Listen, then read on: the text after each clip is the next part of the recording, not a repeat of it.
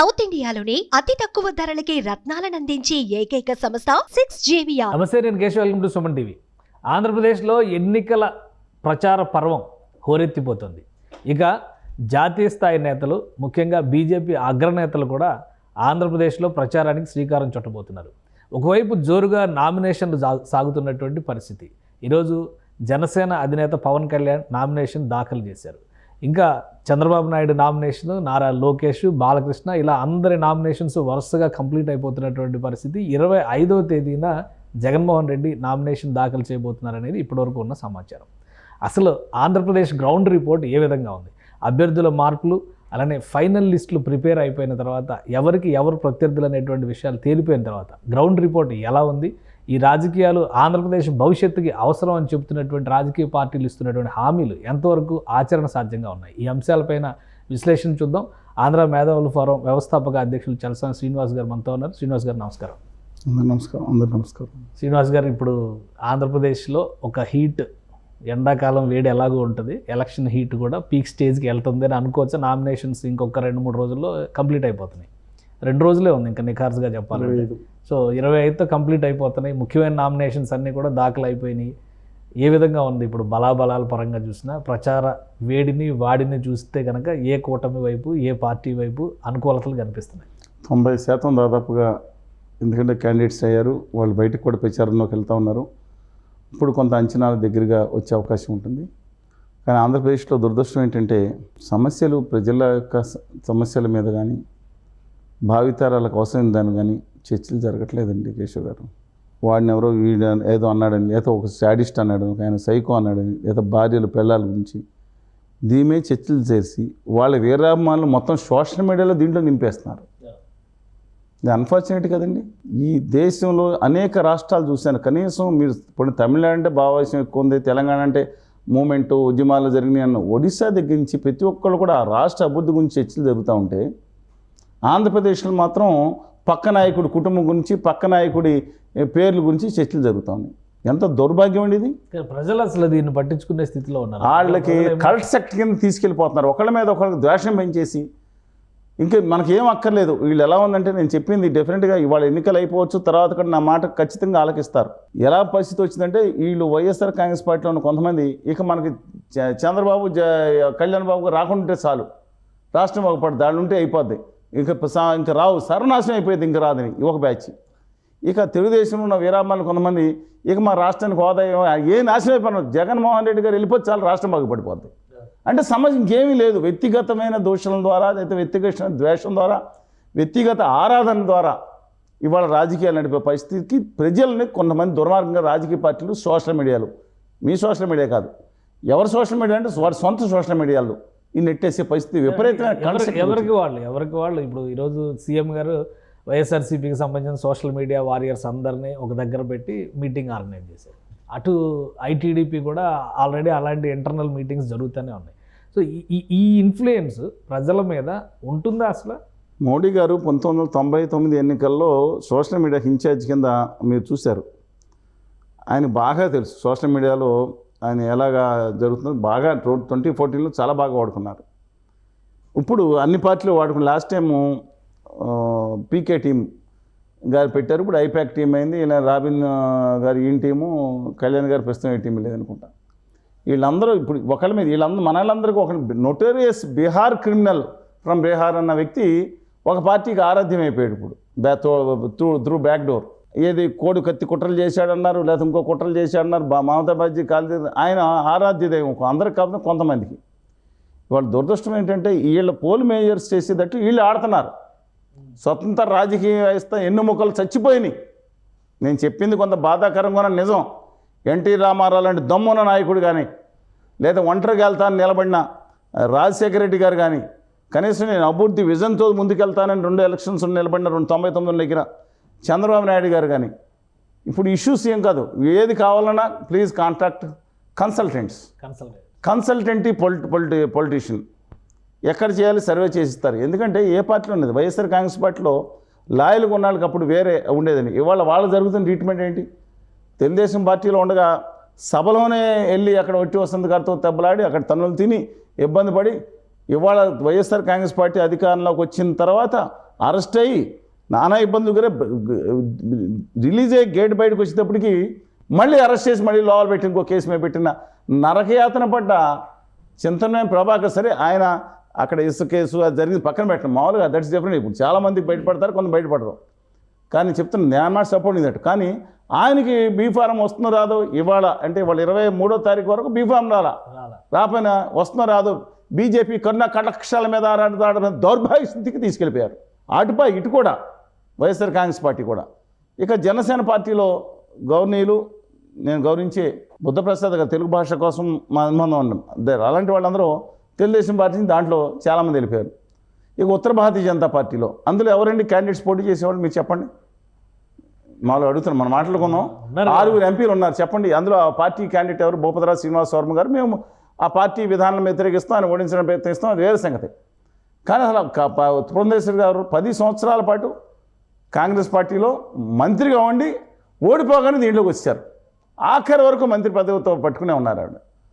వాళ్ళ husband doctor గారు YSR Congress party, ఈవిడ బీజేపీలో ఉన్నారు, ఆయన వైఎస్ఆర్ కాంగ్రెస్ పార్టీ. వాళ్ళ అబ్బాయి సెంచురామ్ హితేష్ గారు ఆయన వైఎస్ఆర్ కాంగ్రెస్ పార్టీ సిటిజన్షిప్ ఇబ్బంది అయ్యి ఆయనకు రాలేదని ఈయన తీసుకున్నారు.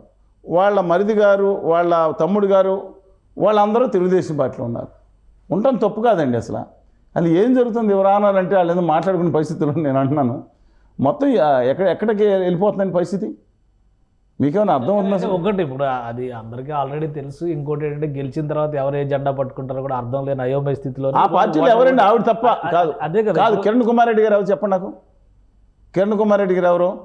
ఈ కాంగ్రెస్ పార్టీ గురించి మాట్లాడతా కాంగ్రెస్ పార్టీని వదిలేసి చెప్పుల పార్టీ పెట్టి నేను లాస్ట్ బాల్ వరకు ఆడతానని ఏం చేశారు? రాష్ట్రం ఏమైపోయిందో చూశారు మీరు. మొట్టమొదటి జరిగి ఉంటే కాదు ఆయన కాన్ఫిడెన్స్ ఓవర్ కాన్ఫిడెన్స్ ఎవరు రాష్ట్రం ఆంధ్రప్రదేశ్ విభజిత ఆంధ్రప్రదేశ్ అయిపోయింది. అది ఆయన వేరే పార్టీ పెట్టుకుని నేను అసలు కాంగ్రెస్ పార్టీ మొదటిసారి ఎక్కడ ఆల్రెడీ వీడిపోయి ఆ పార్టీ పెట్టుకున్నారు. ఆయన క్యాండిడేట్. ఇక ఆయన కొత్తపల్లి గీత గారు ఎవరండి?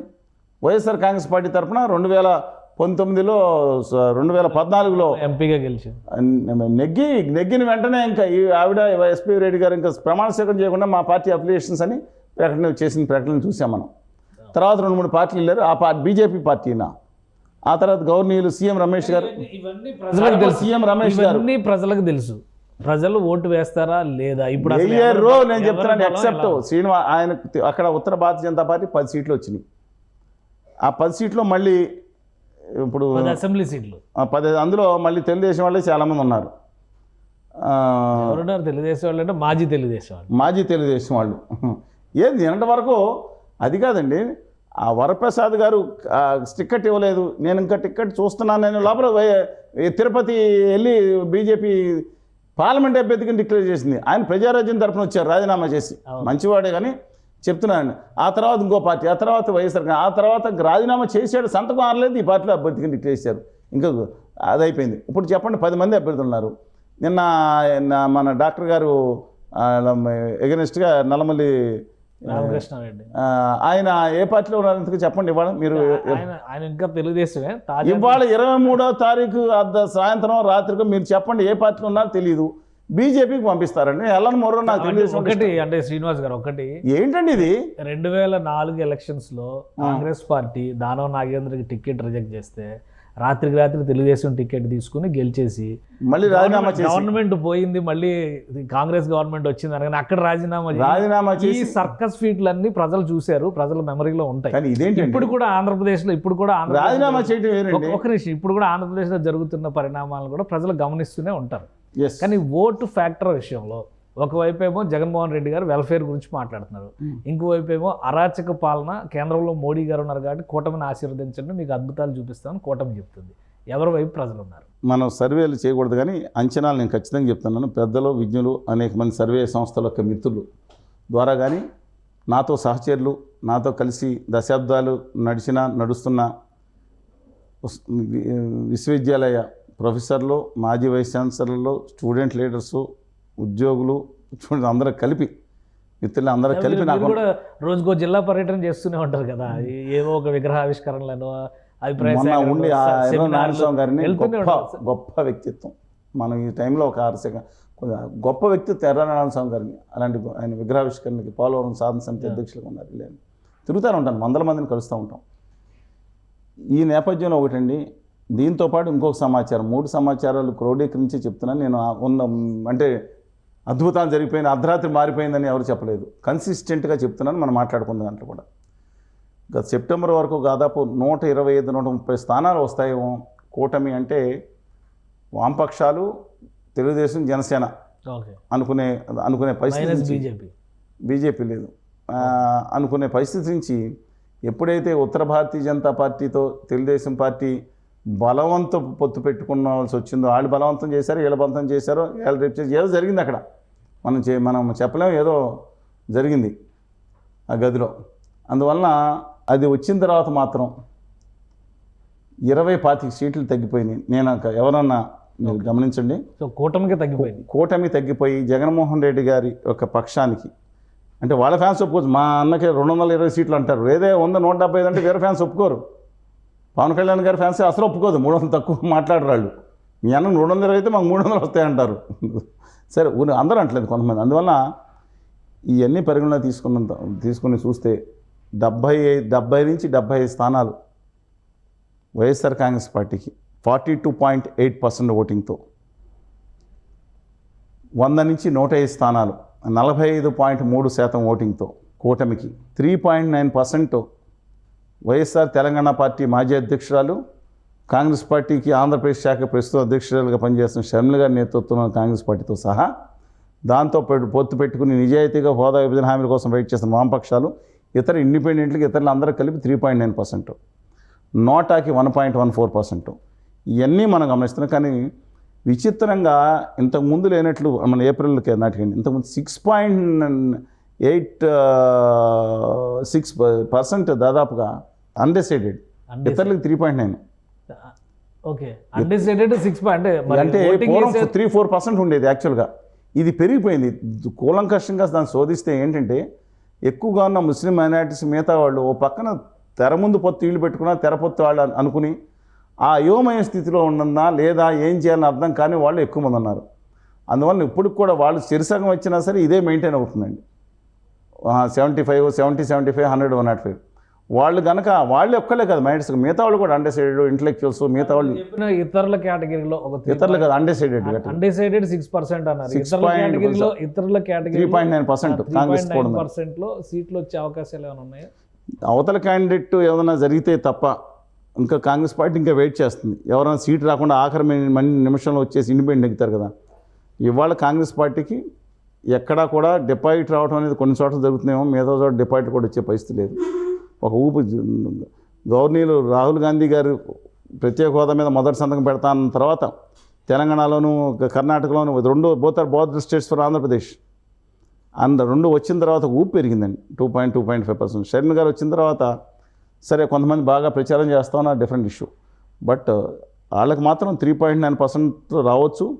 అందులో సిపిఎం పార్టీ అరకు లాంటి కొన్ని చోట్ల పోటీ ఇవ్వచ్చు, కాంగ్రెస్ పార్టీ కూడా కొన్ని చోట్ల పోటీ ఇస్తుంది. బట్ నెగ్గితే ఒక సీట్ నెగ్గుతుందేమో, లేదంటే అది కూడా లక్కీగా 150 స్థానాల పైగా డిపాజిట్ పోయే అవకాశం కూడా కనపడుతుంది కాంగ్రెస్ పార్టీకి. నిన్న శర్మ గారికి కూడా డిపాజిట్ వస్తున్నారో అదో చెప్పలేం. మీరు మళ్ళీ ఎన్నికలు అయిన తర్వాత మనం మాట్లాడుకుంటాం. కడప లోక్సభ అంటే ఇప్పుడు నెగ్గేస్తామనే చెప్తున్నారు. ఆవిడ తప్పులేదు, ఆవిడ వైఖరి నేను తప్పట్ను, ఆవిడ నెగ్గుతామని చెప్తారు. 4 లక్షల మెజారిటీ వస్తుందని చెప్పొచ్చు. కానీ అంటే ఇప్పుడు వివేక కేసుని ప్రజలు పక్కన పెట్టేస్తారు అనుకోవాలా? ఎందుకు పక్కన పెట్టింది? దేనికదే దేనికదే అండి. ఆవిడ సునీతగా న్యాయం జరగాలనే కోరికలు నిజమైన అర్థం ఉంది, దాంట్లో జరగాలి. కానీ అది వేరు, ప్రజల ఓటింగ్ వేరండి. అందువల్ల నా అభిప్రాయం ప్రకారం వాళ్ళకి 3.9% అన్డిసైడెడ్ ఓటర్స్ కనుక ఎన్మాస్గా వెళ్ళి ఏదన్నా రేపు పొద్దున వచ్చే మేనిఫెస్టో అన్డిసైడెడ్ని పక్కన పెట్టి మీరు చెప్పినట్టుగా 6.86% వైసీపీకి అధికారానికి వస్తుంది అనుకుంటున్నటువంటి కూటమికి ఎంత వేరియేషన్? 2.5% వేరియేషన్ ఉంది. సో అన్డిసైడెడ్ ఎక్కువ వైసీపీకి ఫేవర్ అయితే మ్యాక్సిమం అంటే మ్యాసివ్గా పడాలి. 5% పడితే అప్పుడు వైకాపా పార్టీ కూడా ఫ్రేలో ఖచ్చితంగా ఉంటుంది. అసలు అటువంటి పరిస్థితులు కానీ అటువంటి రాజకీయ వాతావరణం కానీ ఉందా ఆంధ్రప్రదేశ్? ప్రస్తుతానికి కనపట్లేదండి. ఎందుకంటే కానీ డైనమిక్గా ఉంటాయి. ఇవాళ చెప్తున్న విషయం 15 రోజుల తర్వాత మేనిఫెస్టో, జగన్ గారి మేనిఫెస్టో వచ్చిన తర్వాత మారిపోయే అవకాశం ఉంటుంది. తెలుగుదేశం పార్టీ టిక్కెట్ల విషయంలో జరిగిన గొడవ మీరు చూశారు. శ్రీకాకుళం జిల్లా భవిష్యత్తు చెప్తున్నానండి, సిదిరి అప్పలరాజు గారు గట్టి పోటీ ఇస్తారు మత్స్యకారుల దాంట్లో నుంచి. సరే ఆయన మీద ఆరోపణ ఏదన్నా అవతలేపు కూడా గౌతమ్ శిరీష్ గారు చాలా గట్టిగా ఫైట్ చేస్తూ ఉన్నారు. కానీ అక్కడ అడ్వాంటేజ్ అదొకటే కొంచెం అడ్వాంటేజ్ ఉంది, మిగతాది కొంచెం అనుకునే పరిస్థితి నుంచి 25 రోజులు ఈ సీట్లు గొడవ వల్ల శ్రీకాకుళంలో వైఎస్ఆర్ కాంగ్రెస్ పార్టీ 5-6 సీట్లో గట్టి పోటీ ఇచ్చి వచ్చే పరిస్థితికి వచ్చేసింది. కొండూరు మురళి గారు రాజాం సీట్ ఉందండి, అది 5,000 మైనస్కి వెళ్ళి ఇప్పుడు మళ్ళీ ప్రెస్ రావచ్చండి. అలాగే మన గొండ అప్పల సూర్యనారాయణ గారు ఉన్నారు కదా, వాళ్ళు మిసెస్ గొండ లక్ష్మీదేవి గారు ఉన్నారు. వాళ్ళు కనుక ఇండిపెండెంట్గా నిలబడితే కనుక, లేదంటే ఇంకో డైరెక్ట్ సపోర్ట్ చేస్తే కనుక అక్కడ తెలుగుదేశం పార్టీ ఓడిపోయే పరిస్థితి ఉంది. ఇప్పుడు ఇండిపెండెంట్ నిలబడినా 30-40 సింపతితో వచ్చే అవకాశం ఉంది. ఆవిడ బోర్డు కట్టేసి నాకు రాజకీయాల సంబంధం లేదని ఇంట్లోకి వెళ్ళిపోయారు. వాళ్ళ క్యాడర్ వాళ్ళు తీసుకెళ్తున్నారు. అలాగే బెందాళం అశోక్ గారు ఆయన పని చేసుకుంటే వెళ్ళిపోయినా మైనస్ ఉంది, వాళ్ళు టఫ్ అయిందని. అలాగే పాతపట్నం కలమడి మోహన్ రావు గారి కుటుంబం వ్యతిరేకంగా చేస్తామన్నారు. రెడ్డి శాంతి గారి మీద వ్యతిరేకత ఉంది, కనపడతా ఉంది. కానీ ఇవాళ రుద్దం మండలం ఒక మండలాధ్యక్షుడు సహా మోస్ట్ పవర్ఫుల్ మండలాధ్యక్షుడు రోజు క్రితం వెళ్ళి తెలుగుదేశం జాయిన్ అయ్యాడు. అంటే 5 రోజుల క్రితం 10 రోజుల క్రితం ఉన్న సిచ్యువేషన్ మారుతూ ఉంది. పాలిటిక్స్ ఆర్ డైనమిక్ అండి. అందువల్ల అదే మీరు విషయం మొత్తం కోస్తా జిల్లాలు తీసుకుంటే మేబీ మధ్య శ్రీనివాసరావు గారో లేదంటే బొత్స సత్యనారాయణ గారు వాళ్ళిద్దరి మధ్యన ఇష్యూస్ ఏదున్నా ఏం తీసుకొచ్చారో అవుట్ రైట్గా వైఎస్ఆర్ కాంగ్రెస్ పార్టీకి కోస్తా 9 జిల్లాల్లో మెజార్టీ వచ్చేది ఒకే ఒక జిల్లా, ఏప్రిల్ 16 తర్వాత మార్చండి, విజయనగరం జిల్లా. 9 సీట్లకి లోయెస్ట్ 4 అనుకుంది, 5, 6, 7కి వెళ్ళిపోయే పరిస్థితి కూడా కనపడతా ఉంది ఆ ఒక్క జిల్లాలోనే. సో అంటే మేనిఫెస్టో ఇన్ఫ్లుయెన్స్ చేసే విధంగా ఓటర్ని, ఇప్పుడు అన్డిసైడెడ్ ఓటర్ని ఇన్ఫ్లుయెన్స్ చేసే విధంగా చేయడానికి ఒక మంచి మేనిఫెస్టో ఇవ్వడానికి అవకాశం కానీ ఆప్షన్ కానీ ఎవరికి ఉంది? జగన్మోహన్ రెడ్డి గారికి ఉందా? ఇటు కూటమి నాయకులు? కూటమి ఆల్రెడీ ప్రకటించేశారు, సూపర్ 6 అంటున్నారు. అందువల్ల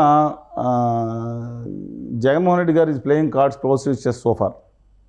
ఇంతవరకు ఆయన మేనిఫెస్టో ఏం జరుగుతుందని ఆయన ఇచ్చేస్తారేమో, ఇలా 10,000 నుంచి ఒకటి అడుగుతా ఉన్నానండి నేను, ఈ మాటను మీరు వైరల్ చేసుకోండి, నాకేం బాధలేదు, మీరని కాదు ఎవరైనా సరే. ఒక్కటి అడుగుతున్నా, ఏంటంటే రాష్ట్రం శ్రీలంక అయిపోతుందా?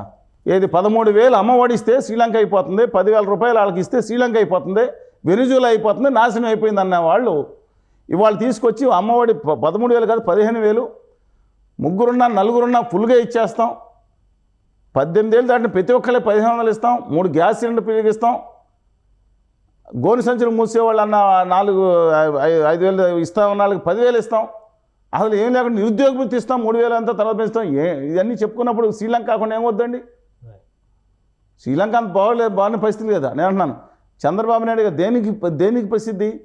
ఆయన విజన్ లేకపోతే అభివృద్ధి, దాని మీద ఫోకస్, దాని మీద పెట్టాల్సింది. ఆయనేమో క్రికెట్ ఆడుతున్న ఎక్స్పర్ట్, ఈయనేమో ఫుట్బాల్ ఆడుతున్న ఎక్స్పర్ట్. ఎవరు? జగన్మోహన్ రెడ్డి గారు. అంటే సంక్షేమ పదాలు అనుకోండి. ఆయన వచ్చి ఫుట్బాల్ ఆడతానంటే ప్రజలు విశ్వసించరు. ఆయన విజన్ లీడరు, హైదరాబాద్ కానీ సాఫ్ట్వేర్ కానీ అప్పుడు దాని గురించి చూస్తారు. నేను అంత తక్కువ చేయట్లేదు ఎవరిని. జగన్మోహన్ రెడ్డి గారు ఎక్కువ సంక్షేమం చెప్తే మాట ఇచ్చిన మాటకు నిలబడతారనేది విశ్వసనీయత. రాజశేఖర రెడ్డి గారి తర్వాత ఎన్టీ రామారావు గారు డెఫినెట్గా ఆయనకు ఉన్నంత విశ్వసనీయత ఎవరికి లేదు. తర్వాత జగన్మోహన్ రెడ్డి గారి సంక్షేమ పథకాలు ఆ సిపిఎస్ 1-2 మినహాయించి నేను చెప్పింది కనుక్కోండి ఎవరికన్నా మీరు బయటకు వెళ్తే. కానీ ఎక్కడ తీసుకెళ్ళిపోతున్నారు వీళ్ళందరూ? రాష్ట్రాన్ని ఎక్కడ తీసుకెళ్తారని అడుగుతున్నా. నామినేషన్స్ వేసే సందర్భంలో ఇప్పుడు ఈరోజు పవన్ కళ్యాణ్ గారు నామినేషన్ వేస్తే విపరీతంగా జనం వచ్చారు, విశేషమైనటువంటి ఆదరణ ఉంది అనేటువంటి అభిప్రాయం చాలా క్లియర్గా కనిపిస్తుంది దృశ్యాల పరంగా చూసి. సో నామినేషన్స్ వేసిన తర్వాత కూటమిలో చాలా చోట్ల ఈ అసమ్మతులు అన్నీ కూడా సర్దుబాటు అయినాయి. ఒక ఐక్యతా రాగం మళ్ళీ వినిపిస్తుంది, ఒక 2-3 సీట్లు మినహా. చింతమనేని ప్రభాకర్, తంబళ్లపల్లి, అనపర్తి ఉన్నాయి కదా, ఈ 2-3 సీట్లు మినహా మిగతా ఉత్తర భారతీయ జనతా పార్టీతో పెట్టుకుంటమే వీళ్ళకి గండం వచ్చిందండి. హ్యాపీగా ధైర్యంగా కూర్చుంటే వీళ్ళు అయ్యేవారు. తెర ముందు వీళ్ళు పెట్టుకున్నారు, తెర వెనక మళ్ళీ ఆయన పెట్టుకున్నారు. కానీ ఒకటి చెప్తాను, నాకు తెలిసిన సమాచారం లేదు కానీ ఇవాళ ఉపాధ్యాయులు కానీ మిగతా వాళ్ళు కానీ చాలా వ్యతిరేకత ఉన్నారు. వాళ్ళు ఇంకా బయటపడి పనిచేసే పరిస్థితి. ఇప్పుడు చీఫ్ సెక్రటరీయో లేదా డీజీపీ గారు మారుతారని ఎవరు చెప్తా ఉన్నారు. ఆయన రఘురామకృష్ణరాజు గారు అవకాశం ఉందా? ఇంకేముంది, రఘురామకృష్ణరాజు గారిని అవకాశం ఎప్పుడైనా చేయొచ్చు. వాళ్ళకి ఎలక్షన్ 3 రోజులు ప్రాసెస్ కంప్లీట్ అయిపోయింది కదా, ఇంకా ఉన్నది ఎంత 15 అయినా చేయొచ్చు. గతంలో చంద్రబాబు నాయుడు ఉన్నప్పుడు అయితే ఇంతకంటే ఇంకా ముందరే, ఒక నెలన్నర ముందరే జరిగింది. నెలలోనే చేసినా సరే Srikakulam SP most honest personality Adda Venkataratnam గారు ఉండేవారు. ఆయన్ని విజయసాయి రెడ్డి గారు ఆరోపణ డబ్బులు తీసుకెళ్తానని ఆరోపణ చేస్తే ఆ చెక్ పోస్ట్ దగ్గర ఆయన వీడియో రిలీజ్ చేసి ఈ దేశం మీరు తీసుకోండి వెళ్ళి కేసు పెట్టొచ్చాడు ఆయన ఎస్పీ. వీళ్ళ మీద మాలు వదిలేస్తారు. నేను పొద్దునుంచి నా దగ్గర విజువల్స్ అన్ని నా దగ్గర ఉన్నాయి, నా ఆఫీసులో కూర్చున్నాను, నేను వెళ్ళటం ఆ దమ్మునాళ్ళు ఉన్నారండి అలాంటాళ్ళు. సరే పక్కన పెట్టండి, దట్స్ డిఫరెంట్ ఇష్యూ. కానీ దానికోసం దాంతోపాటు అంగన్వాడీ వర్కర్స్ జేడి లక్ష్మీనారాయణ గారు జవహర్ రెడ్డి గారితో మాట్లాడారు, మేము మాట్లాడే మంత్రులతో వాళ్ళకి ఎంతో కొంత మీరు ఇవ్వండి అని చెప్పే సందర్భంలో నా డిస్పెన్స్ తీసుకుని ఇస్తానన్న మంత్రులు మిగతా వాళ్ళు మేము మాట్లాడాం, వాళ్ళకి న్యాయం చేయండి అని. డెఫినెట్గా అంటే జగన్మోహన్ రెడ్డి గారి ఉద్దేశం ఏంటంటే ఎవరికాళ్ళు ఇప్పుడు ఎలక్షన్ ముందు చేస్తే చేయాలి, నేను జూలైలో అధికారంలోకి వస్తాను ప్రగాఢమైన నమ్మకం, నేను 3000 చేస్తాను అంటున్నారు. Different issue. వాళ్ళు కానీ ఇదే పరిస్థితి కనుక వాళ్ళ మేనిఫెస్టోలో లేకపోతే 7 పరిస్థితులు డెఫినెట్గా ఎగ్నెస్ట్ చేస్తారు. లక్షల పైగా వాళ్ళు ఉన్నవాళ్ళు హెల్పర్స్ కానీ వర్కర్స్ కానీ ఒక్కొక్క ఫ్యామిలీ 20 ఫ్యామిలీని చూసుకుంటారు వాళ్ళు. మహిళలు అందరూ 99 వాళ్ళు ఇళ్ళకెళ్ళి చెప్తే ఈ మైనస్ పాయింట్స్ అని దీంతోపాటు మోస్ట్ మైనస్ పాయింట్ ఒకటి వైఎస్ఆర్ కాంగ్రెస్ పార్టీ ఉండిపోతుంది. సర్పంచులు, జడ్పీటీసీలు, ఎంపీటీసీలు దాదాపు 70-80% మంది ఆ పార్టీకి సంబంధించిన వాళ్ళే. దాంట్లో 70-80% మంది అసంతృప్తి ఉన్నారు. అసలు సర్పంచ్ పనే ఉంది అంటే పూర్వం ఏంటి ఇలా గండు వేసి బ్రహ్మాండంగా కూర్చుంటే సార్ మాకు ఒక పెన్షన్ ఇప్పించండి వస్తుందా తర్వాత చూద్దాం లేదా అనేవాళ్ళు. నేను ఆయన తక్కువ చేయట్లేదు. మొత్తం ఇంటికి వెళ్ళి ఏది కావాల్సి వచ్చినా మన క్యాస్ట్ సర్టిఫికేట్ కావాల్సిన ఎంఆర్కి చేయండి, క్యాస్ట్ సర్టిఫికేట్ చూస్తానే అనే పోయింది. ఇది ఒక విధంగా మంచిదే, కానీ మేము ఎంత ఖర్చు పెట్టుకున్నాం, 1 కోటి రూపాయలు ఖర్చు పెట్టుకున్నాం.